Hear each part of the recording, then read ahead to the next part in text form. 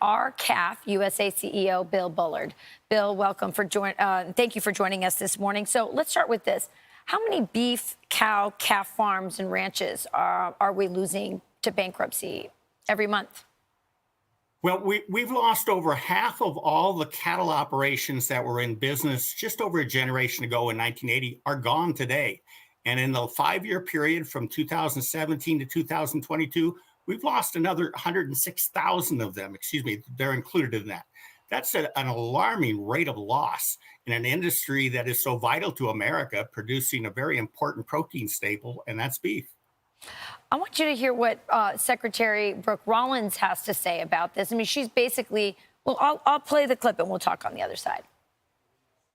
Currently, Americans consume 12 million metric tons, 12 million metric tons of beef. 10 million we produce in this country, 2 million we import. And this is not a new thing. We have long imported the ground beef, sort of the leaner cuts for American consumers. So 12 million total. The Argentinian piece is only about currently 20,000 under a Tarrant quota.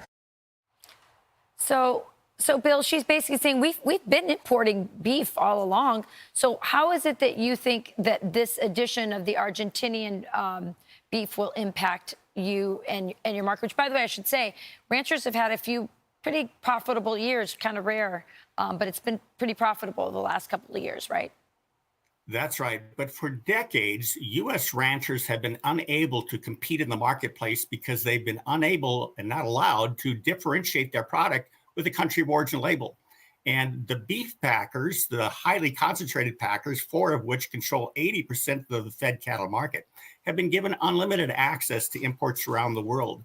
This has flooded the U.S. market for decades, and it has rendered our producers unable to maintain their herds, let alone rebuild their herds.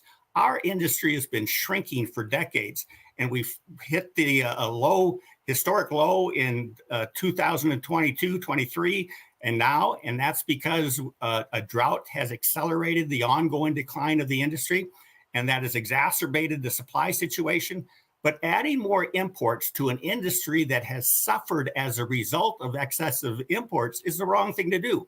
Even though Argentina is a relatively small percentage increase, it's an increase above the record beef imports that we've had for the past 2 years that have displaced domestic production, displaced domestic cows, and driven cattle ranchers off the land. So we need a better solution.